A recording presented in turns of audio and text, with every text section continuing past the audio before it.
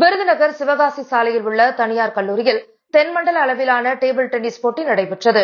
போட்டியினை RL sports academy மற்றும் Virudhunagar Jaycees இணைந்து நடத்தினர்.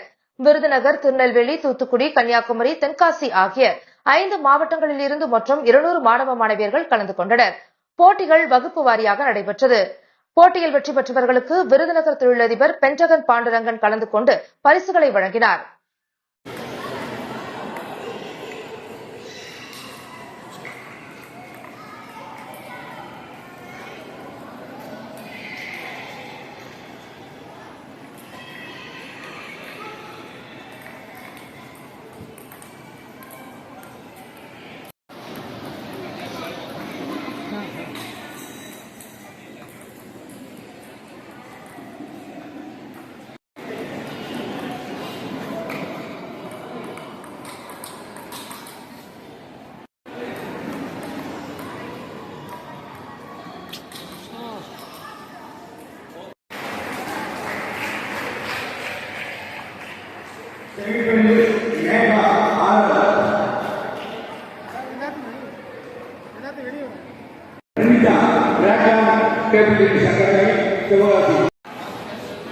Boys winner, Magilava.